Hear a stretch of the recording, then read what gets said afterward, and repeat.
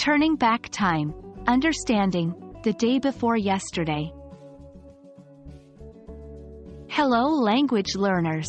Today, we are diving deep into a common phrase in English, the day before yesterday. This phrase might seem a bit long, but it's used quite often and is an important part of mastering English conversation. Let's explore.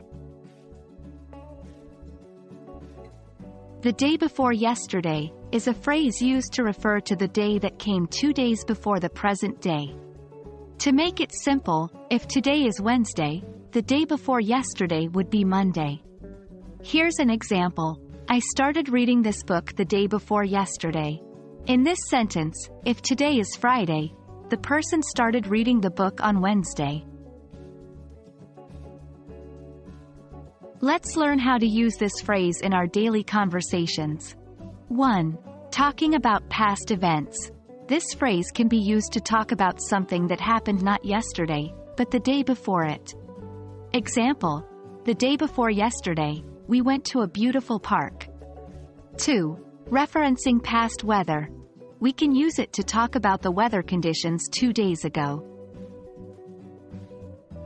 Example: the day before yesterday was really sunny.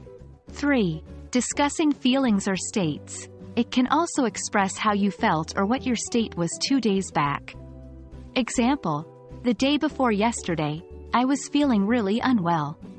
Remember, it's all about expressing something that happened 2 days in the past. Even native speakers sometimes get confused about when to use the day before yesterday. Here are a couple of common mistakes and how you can avoid them. 1. Don't use it for events more than 2 days ago. This phrase is specifically for 2 days ago, not 3, 4, or any more than that. Incorrect. The day before yesterday, I went on a trip. If the trip happened 3 or more days ago. Correct. 3 days ago, I went on a trip. 2. Don't mix it with yesterday. Remember, yesterday means the day before today, not 2 days ago. Incorrect. Yesterday, I visited my grandma. If the visit happened 2 days ago. Correct. The day before yesterday, I visited my grandma. And that's a wrap on the day before yesterday.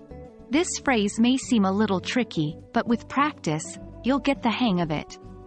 Keep trying to use it in your everyday conversations and soon it will feel completely natural.